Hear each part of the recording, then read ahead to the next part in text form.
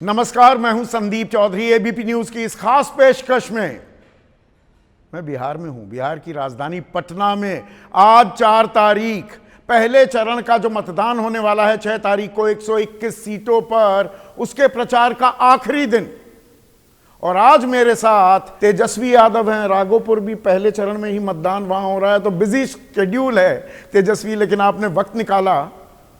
तो पहला सवाल तो प्रधानमंत्री मोदी आजकल ये कह रहे हैं कि कनपट्टी पर कट्टा तान कर अपना नाम बतौर मुख्यमंत्री आपने करवा दिया, दबाव डाला, डरा दिया, धमका दिया कांग्रेस को।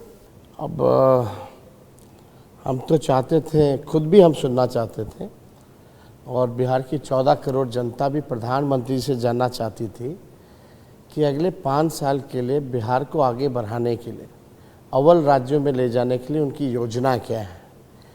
लेकिन हमने पहले भी कहा था, जिसकी जैसी सोच अपना, उस पर हमको हालांकि क्या बोलते हैं उस पर टिप्पा टिप्पणी नहीं करना, लेकिन बिहार जब आते हैं तो कट्टे की बात कर रहे हैं, गुजरात जाते हैं तो फैक्ट्री की बात करते हैं।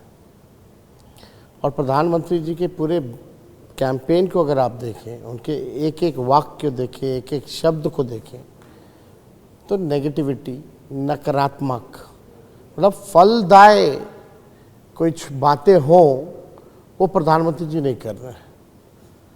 तो हम सब लोग तो इंतज़ार कर रहे हैं, भाई कुछ तो बताइए, बिहार को आप आगे कैसे बढ़ाएंगे। पर बिहार और ताजुब ये लगा कि इन लोगों ने जब घोषणा पत्र जारी की तो 37 सेकंड में ख़त्म कर दिया गया। आप समझ सकते हैं कि जब घोषणा पत्र जारी किया जा रहा है तो एक प्लान होता है कि भाई योजनाएं होती हैं कि हम 5 साल सरकार में आएंगे तो क्या देंगे।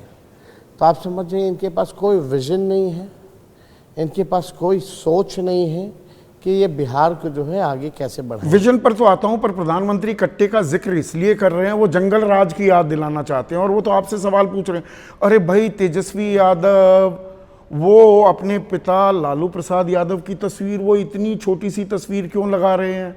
क्या शर्म आ रही है तेजस्वी यादव को?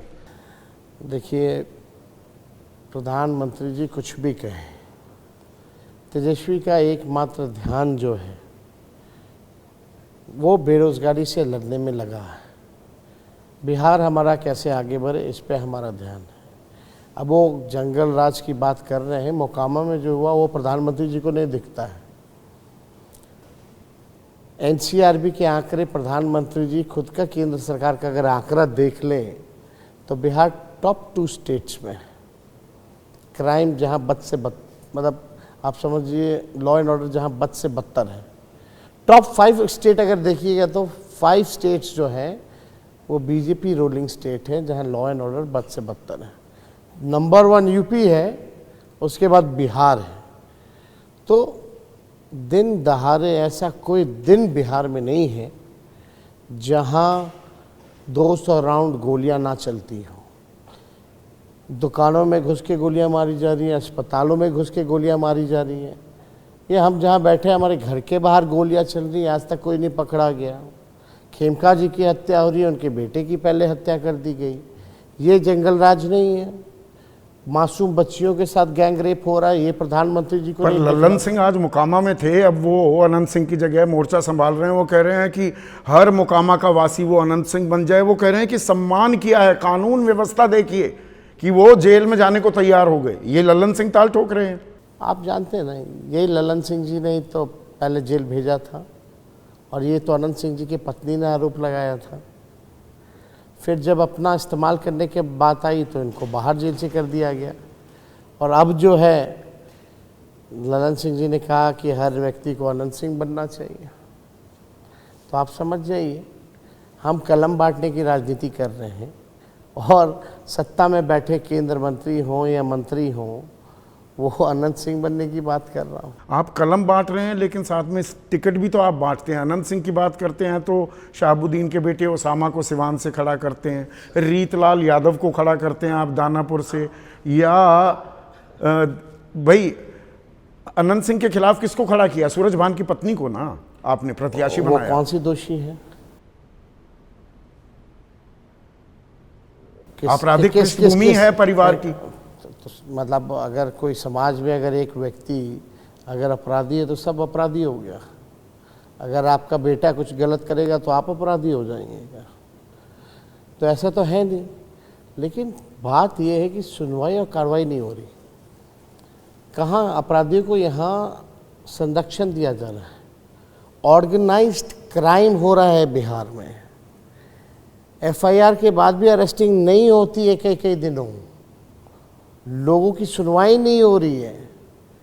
आप सृजन घोटाला देख लीजिए, आप बालिका गृह कांड देख लीजिए, बड़े से बड़े घटनाएं देख लीजिए।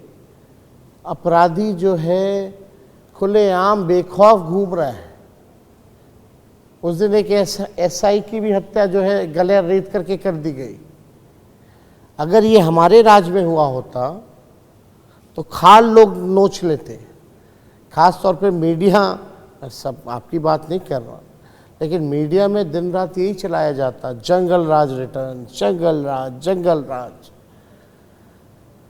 कितना क्राइम बढ़ा है बीजेपी रूलिंग स्टेट्स पे, उनको वो क्राइम कहीं नहीं नजर आता। पर इसी बात को क्या उसकी पर्दादारी करिए या एक हकीकत कि भाई पीढ़ियों तक ये बात नहीं भुलाई जानी चाहिए। ये बात कह रहे हैं बीजेपी के नेता कि 1990 से 2005 के बीच क्या हुआ कि एक दलित आईपीएस कृष्णैया को लिंच कर दिया गया, या विश्वास साहब एक आईएएस की धर्मपत्नी का सामूहिक बलात्कार किया गया। अगर उनको ऐसा लगता है बीजेपी को, तो 20 साल से राज कौन कर रहा है?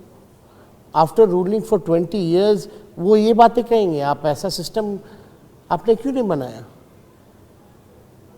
आपने व्यवस्था को बेहतर क्यों नहीं? तेरा जंगल राज मेरा जंगल राज में ही विमर्श फंस गया। आप देख लीजिए ना, सत्ता पक्ष बैठे हुए हैं, उनको अपना हिसाब बताना चाहिए। तो प्रधानमंत्री जी 35 साल पुरानी बातें बोलते हैं, लेकिन जब वो पटना में बिहार में रैली करते हैं 35 मिनट पहले क्या हुआ उसके बारे में जिक्र नहीं करते हैं। और प्रधानमंत्री के मुंह से अगर कट्टे जैसी बातें अगर आती हैं, जो इतना लेवल प्रधानमंत्री जी का गिर गया, कैसी बातें कर रहे हैं? नहीं, अब तो बात और आगे बढ़ गई है। योगी आदित्यनाथ वो पप्पू टप्पू, आपको टप्पू बताया है, राहुल गांधी को पप्पू और अप्पू बता दिया अखिलेश यादव को। अखिलेश यादव भी पलटवार कर रहे हैं, वो गप्पू बता रहे हैं प्रधानमंत्री को, चंपू बता रहे हैं बाकी बीजेपी के नेताओं को। कहाँ जा रहे हैं हम, या कहाँ बिहार जा रहा है? आप देखिएगा, योगी आदित्यनाथ जी ऐसे मुख्यमंत्री हैं, सबसे पहला काम उन्होंने मुख्यमंत्री बनने के बाद क्या किया कि गंभीर से गंभीर आरोप भी अपने ऊपर से हटवा लिया। जितने उनके ऊपर मुकदमे थे, गंभीर मुकदमे थे, वो मुकदमे हटवा लिए। ये पहला काम जो है योगी आदित्यनाथ जी ने किया। अब देखिए, हम सब लोगों को, चाहे हम हो या कोई और हो, भाषा का ख्याल ज़रूर रखना चाहिए। लेकिन इस तरह की बातें अगर कोई मुख्यमंत्री और प्रधानमंत्री करें तो आप समझ सकते हैं कि उनकी सोच क्या है।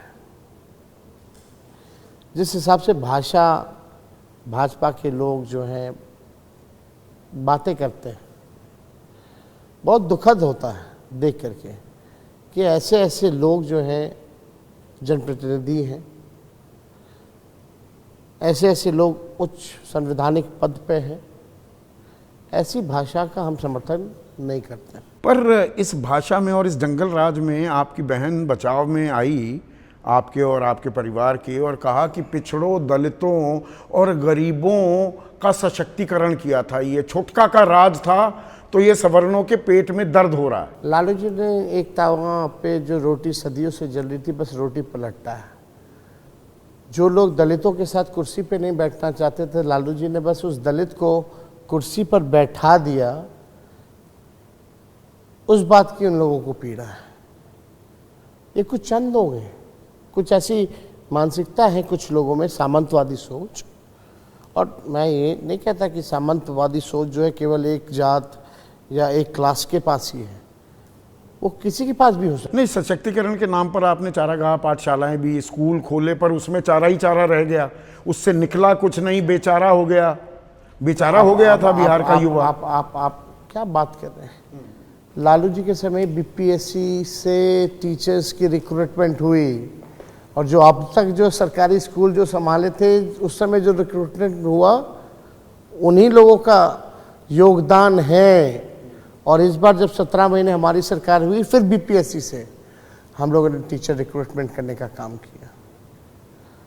आप देख लीजिए ना उस समय का ड्रॉप आउट रेट और आपका ड्रॉप आउट रेट। 5-5 साल में ग्रेजुएशन होती थी। पहले जो सरकारी स्कूल में पढ़ते थे या सरकारी स्कूलों में कॉलेजों में जो पढ़ते थे उस समय आईएएस आईपीएस बन करके जाते थे। आज जो सरकारी स्कूल में पढ़ रहा है या सरकारी कॉलेज में जो पढ़ रहा है कितने आईएएस आईपीएस बन रहे हैं। Bihar was the factory right IAS और आईपीएस बनने का। तो क्वालिटी ऑफ एजुकेशन मिलता मैं तो बिहारियों की काबिलियत का मुरीद हूँ। सब मैं लोग 90 के दशक में यूनिवर्सिटी में था, सब आईएएस आईपीएस बन रहे थे। उस समय ऐसा नहीं होता था कि भाई 5 साल में ग्रेजुएशन जो है पूरा हो रहा है या पेपर लीक। नहीं, पर ये एक हकीकत थी उस वक्त पेपर लीक हो रहा बिहार है। की। संसाधन नहीं था ना बिहार के पास। और बिहार जब झारखंड से अलग हुआ तो सारी इंडस्ट्री जो है झारखंड चली गई। तो अब जितना माइन मिनरल्स था सब झारखंड चला गया। और जो स्पेशल पैकेज की बात की गई थी अटल जी की गवर्नमेंट ने सेंट्रल गवर्नमेंट ने वो आज तक वो पैकेज नहीं दिया बिहार को।